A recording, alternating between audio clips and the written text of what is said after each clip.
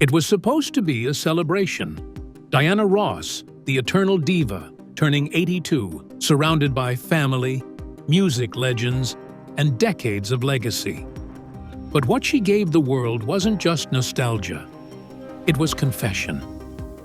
In a private toast, Diana's voice wavered slightly as she said, "There's a pain that never quite healed. A sister in the industry who crossed the line." The room froze. Even at her age, her words could still shake the room. And soon, the entire music world. For years, Diana avoided drama. She never aired grievances, never named names. But this moment, this was different. Fans immediately speculated. Aretha, Patti, Mary Wilson, Florence, the guessing game ignited like wildfire. Her tone wasn't bitter. It was haunted. And that made it worse. This wasn't about ego or competition. It was about something deeper. Betrayal. The silence she had carried for decades had cracked, just for a second. And what peeked through was pain. Diana had spent her career polished, poised, untouchable. But that night, she showed something rare: vulnerability. Not to sell albums or gain sympathy, but maybe finally to release a truth that had been choking her for years. As the clip circulated online, one quote kept echoing: "Some wounds never heal." The timing wasn't lost on anyone. At 82, Diana wasn't settling scores. She was opening a scar that never closed. And we were about to find out where that scar began. The Supremes era, where the rift began. Long before she was the queen of Motown, Diana Ross was just a teen in a trio called the Supremes. But stardom has a price. And for Diana, it came at the cost of sisterhood. From the start, Florence Ballard was the soul of the group, but as Diana rose, Florence faded. Slowly, quietly, Diana became the center, the lead voice, the face of the future. And Florence? She was pushed aside. In 1967, Florence was out, fired from the group she helped create. Officially, it was a business decision. But insiders claimed Diana knew, maybe even encouraged it. Florence later said, "I helped build that group. I didn't think she'd let them throw me out like trash." That line stuck, because it wasn't just career loss, it was personal. The betrayal burned. Diana, meanwhile, moved on. In later interviews, she said, "I don't look back, but everyone else did." The breakup haunted both women in different ways. For Diana, it was a ghost that followed her through every success. For Florence, it was the start of a long, painful fall. And what came next would be even more tragic. Because Florence's story didn't end with heartbreak. It ended in silence, struggle, and an early grave. The Florence Ballard tragedy. After the Supremes, Florence Ballard vanished from the spotlight. She tried to rebuild, tried to sing again. But the industry had moved on, and without Motown, she had no voice. She battled alcoholism, poverty, and depression. Her home crumbled. Her health declined. The woman who once lit up stages was now forgotten by the world that made her famous. In a rare interview, Florence said, "Diana turned her back when I needed her most." That quote, raw and real, never stopped haunting Diana's image. Because while Diana soared, Florence fell, alone. By 1976, Florence was gone, dead at just 32 from cardiac arrest. She died in obscurity. No comeback tour, no tearful reunion, just silence. Diana attended the funeral. She cried, but many felt it was too little, too late. Diana never gave a public apology. She called the past complicated, but fans never forgot. The contrast between their lives, one of glamour, the other of grief, became one of pop music's darkest splits.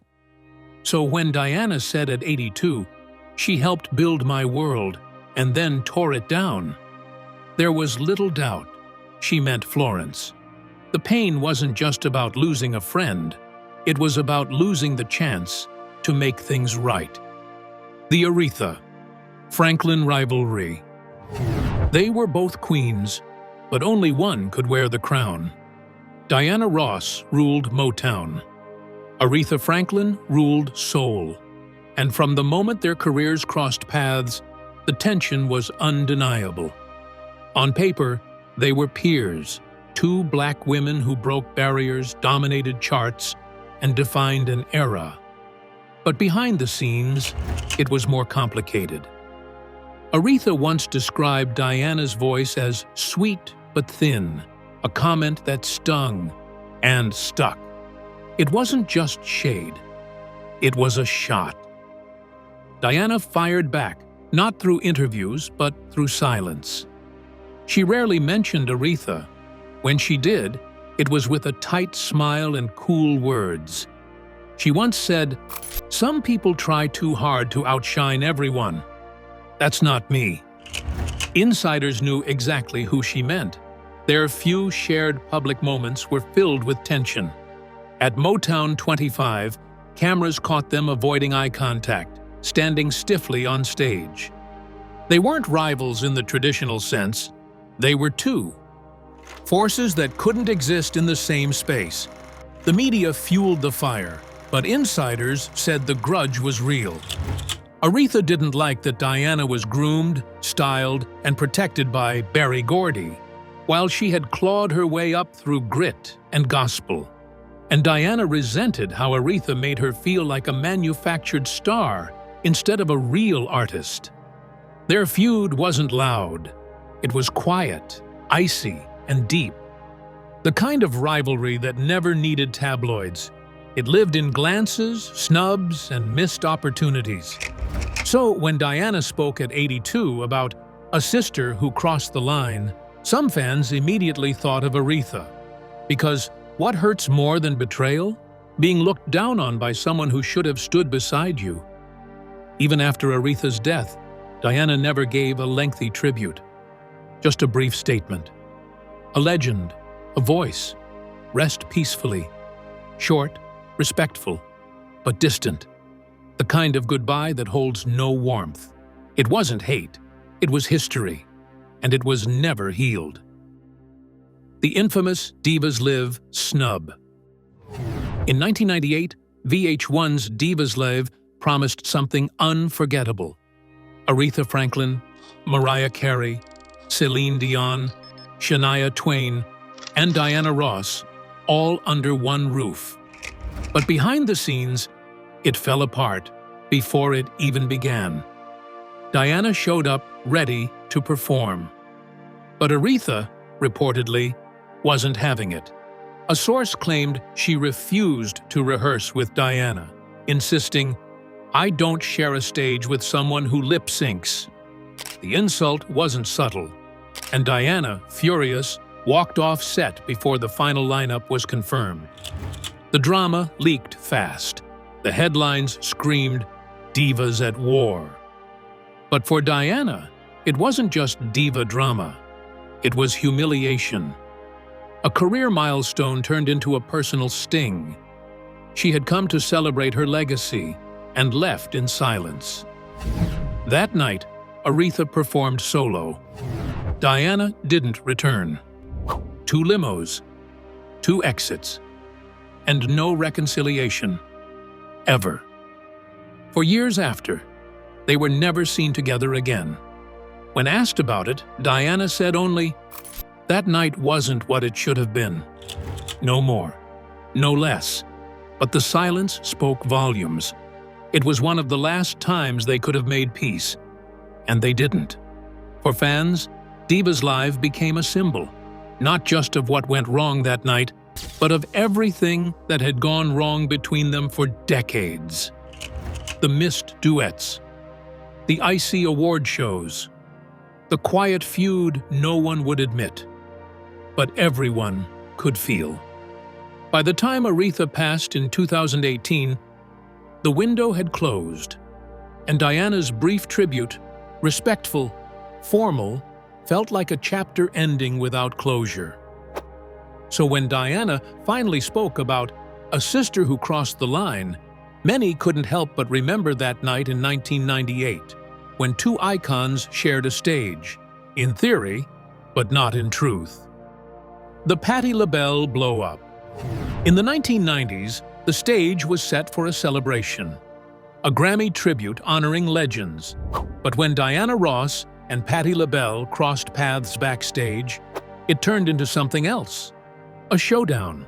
They had respect for each other, but they also had pride. Patti took the mic that night and did what she always does, blew the roof off. High notes, power runs, gospel force. And while the audience rose to their feet, Diana seethed in silence. Backstage whispers spread fast. Diana allegedly felt upstaged, believing Patti had made the performance a battle, not a tribute. When they came face to face afterward, tension boiled. Patti later shrugged it off, saying, "I don't scream to outshine, I scream because it's fun." But to Diana, it wasn't fun.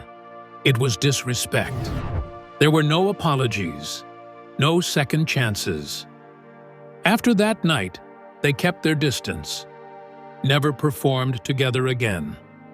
The fallout didn't make headlines. It didn't have to. The silence said it all. Years later, when Diana hinted at a sister in the industry who crossed the line, fans remembered that night. Patti had once been a friend, but one performance turned her into a rival. Because in Diana's world, betrayal doesn't have to be loud. It just has to hurt. Mary Wilson's tell-all memoir. When Mary Wilson released her memoir, Dreamgirl, My Life as a Supreme, in 1986, it was more than a book. It was a bombshell. In its pages, she painted Diana Ross as controlling, ambitious, and deeply self-centered. Mary didn't hold back. She wrote about being ignored, overruled, and excluded, while Diana took the spotlight and ran. It wasn't just shade, it was history rewritten in her voice, and it cut deep. Diana called the book hurtful and dishonest, but she didn't fight back in public. She went quiet. Fans were divided. Some believed Mary had exposed the truth. Others felt she had broken a code of sisterhood. What made it worse? Diana and Mary never fully made peace. Even as years passed and reunions were suggested, Diana refused. She saw the book as a betrayal, and she never forgave it. When Mary died in 2021, Diana revealed that she had received a letter, an apology, but she dismissed it, saying, "It came too late." Those three words said everything. The wound, whatever it was, had never healed. So when Diana finally spoke about unforgiven betrayals, Mary's name wasn't spoken, but it was felt. The Berry Gordy favorite fallout. At Motown, one name opened every door: Berry Gordy. And one woman seemed to walk through all of them: Diana Ross. From early on, she was seen as his favorite. The rumors weren't just about business, they were personal. Diana and Berry had a romantic relationship, and with it came whispers of favoritism. Florence Ballard and others felt pushed aside. Talented artists saw Diana getting the songs, the roles, the press, and blamed Gordy. Diana wasn't just a star, she was seen as untouchable. That perception haunted her. For every award she won, someone said it was handed to her. For every opportunity, someone muttered, "It should have been me." Diana knew it and resented it. She once said, Being chosen isn't the same as being loved. A quiet admission that privilege doesn't erase pain. She bore the burden of that label for decades. So when she hinted at a long-standing betrayal, fans wondered if it wasn't about one person, but many.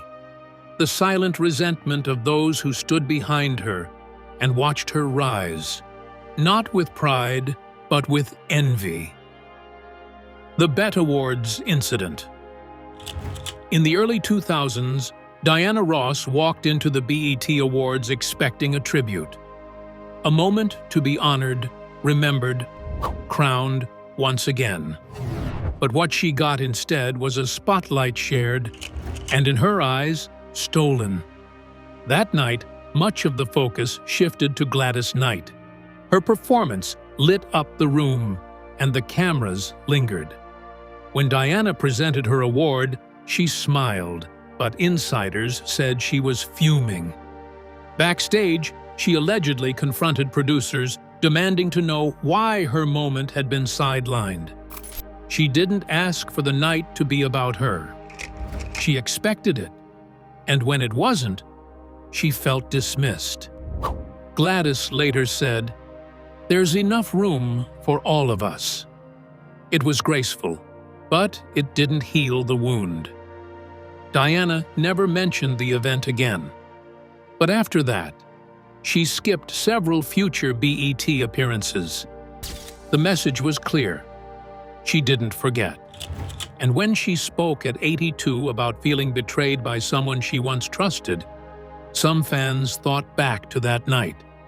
Because for Diana, being overlooked wasn't just insult. It was unforgivable. The Whitney Houston conflict. It was the 1990s, and the music world was ruled by one name, Whitney Houston. With her soaring vocals, flawless image, and chart-topping ballads, she wasn't just another pop star. She was a global phenomenon. And while the world cheered, some couldn't help but notice the quiet tension rising beneath the spotlight, especially from one woman who'd once stood in the same place, Diana Ross. The industry is no stranger to comparison, but in this case, the whispers were getting louder. Clive Davis, Whitney's mentor and the architect of her superstardom, allegedly referred to her as the new Diana. It was meant as a compliment, passing the torch, they said. But to Diana, it felt like something more. A dismissal, a rewriting of legacy. Behind closed doors, Diana reportedly bristled. According to a former manager, she once said, "I built an empire. She just sings." The quote exploded in private circles, picked up by tabloids, debated on talk shows. Whether the words were real or exaggerated didn't matter. The sentiment stuck. And it stung. What unfolded next was subtle but telling. Diana never performed with Whitney, never appeared on a tribute stage, never sang a duet. It wasn't a feud in the traditional sense. It was quieter, more careful, a decision to keep her distance. Insiders said Diana feared being overshadowed, not by talent alone, but by youth, by timing, by a changing era. Whitney wasn't just following in Diana's footsteps, she was carving a new path. And that made her a reminder, not a rival. Whitney, for her part, never retaliated. She didn't speak against Diana. She didn't take shots in interviews. Her silence was powerful, and some say more damaging. Because while Whitney kept rising, Diana remained stuck in comparisons she never asked for but couldn't escape. The tension was always just beneath the surface. At award shows, they stood feet apart. On red carpets, they posed separately. Nothing dramatic, nothing public. But those who knew felt the chill. Years later, when Diana finally spoke of a sister in the industry who made her feel pushed aside, many looked back at this unspoken rivalry, Not because Whitney ever wronged her, but because she represented something deeper. The fear of being replaced, of watching the spotlight shift to someone younger, louder, more beloved by a new generation. In the end, Whitney Houston wasn't Diana's enemy. She was her reflection, a vision of what the world craves next. And for a woman who had spent her life being the blueprint, that reflection was hard to face, because even legends get insecure, even icons question their place in history. And sometimes, the loudest feud is the one where no one says a word. Diana's daughter was caught in the middle.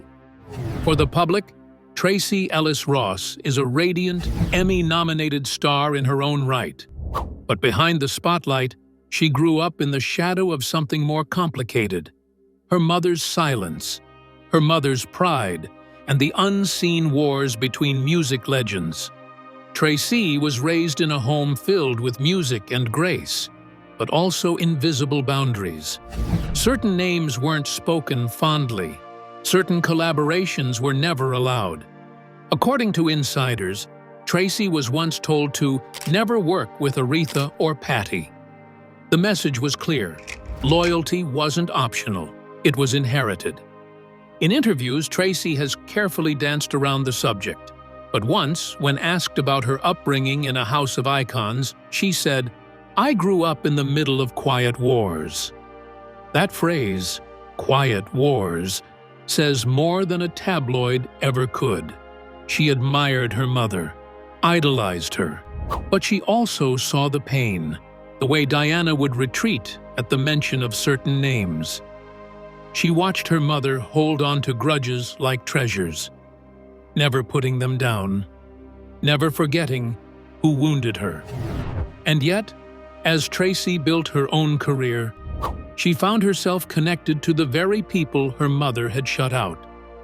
She became close to Whitney Houston's family, shared stages with Patti LaBelle. The irony wasn't lost on anyone. For Diana, it must have felt like history repeating. A new generation, blurring lines she had fought to draw, forging peace where Diana had chosen silence. When Diana said, "Forgiveness doesn't always come easy," she wasn't just talking about herself. She was talking about a legacy, one her daughter now had to carry too. And in that legacy, the lines between personal and professional were never clear. Because for Diana Ross, the music was never just music. It was family. It was betrayal. It was everything. That emotional interview on The View. In 2017, Diana Ross made a rare appearance on The View. The audience welcomed her with standing ovations, applause, nostalgia. But no one expected what came next. During a segment about music industry rivalries, Whoopi Goldberg gently asked about Aretha Franklin. Diana's smile faded, her eyes dropped, and then came the words that would go viral. "Some people you just let go of and never go back to." The table went silent. Even seasoned hosts didn't know what to say. Because in that moment, Diana wasn't the untouchable diva. She was a woman who had clearly been hurt and hadn't healed. The clip made headlines, not for what was said, but for what wasn't. She didn't name Aretha, but she didn't have to. The look in her eyes said it all. This wasn't about petty competition. This was about something deeper, something she had carried for decades. The moment added fuel to every rumor, every behind-the-scenes story, every whispered feud. For fans, it was proof that Diana Ross still lived with the ghosts of her past. And those ghosts had names. She didn't cry. She didn't elaborate. She simply moved on to the next question. But her silence said more than a full interview ever could. That day, fans saw something rare, truth without words. And as Diana left the stage, still graceful, still elegant, the weight of her history hung in the air. Because some wounds aren't for the world to heal. They belong to the person who bears them. Quietly. Always. Private letters revealed after Mary Wilson's death. When Mary Wilson passed away in 2021, the music world paused. Tributes poured in from every corner of the globe, honoring one of the founding voices of the Supremes, a woman whose presence helped define an entire generation of sound and sisterhood. But behind the public condolences and polished statements, a more intimate and painful story was quietly unfolding. Sources close to the Ross family revealed that, in the final years of her life, Mary had written a series of private letters to Diana Ross. These weren't letters for the world. They weren't PR statements. They were raw, reflective. Some shared old memories. Others hinted at regrets. But one letter in particular contained a sentence that pierced straight through decades of silence. "I never meant to hurt you." It was a soft apology, but it came too late. When asked about it, Diana didn't deny the letter's existence. In a rare moment of candor, she confirmed it, offering just 5 devastating words. It came too late. That quiet response hit with the weight of an elegy. It wasn't anger. It wasn't bitterness. It was finality. Fans had long speculated that the tension between Diana and Mary had never truly healed. The release of Mary's explosive memoir Dream Girl in the 1980s widened a rift that had already been growing. In it, she painted Diana as ambitious, controlling, and distant. Diana, in turn, recoiled, not just from the book, but from Mary herself. To outsiders, it may have seemed dramatic, but to Diana, it was personal. It wasn't about publicity. It was about trust, about feeling betrayed by someone who had once stood beside her in cheap gowns and dimly lit clubs, dreaming the same dream. Mary's letters, while heartfelt, came in the twilight of her life. Diana may have appreciated the gesture, but it wasn't enough. Not after years of silence, missed calls, and televised slights. Some fans understood. They called Diana's stance honest, even admirable. Others labeled it cold, a final act of pride too stubborn to break. But what few acknowledged was the depth of the wound. Because for Diana, it was never just a feud. It was a fracture that cut through the very roots of her career. In Diana's world, loyalty meant everything. And once it was broken, no apology could fix it, not even one wrapped in grief. So the letters remained unread by the public, sealed in their pain. Just words. Too late to change anything.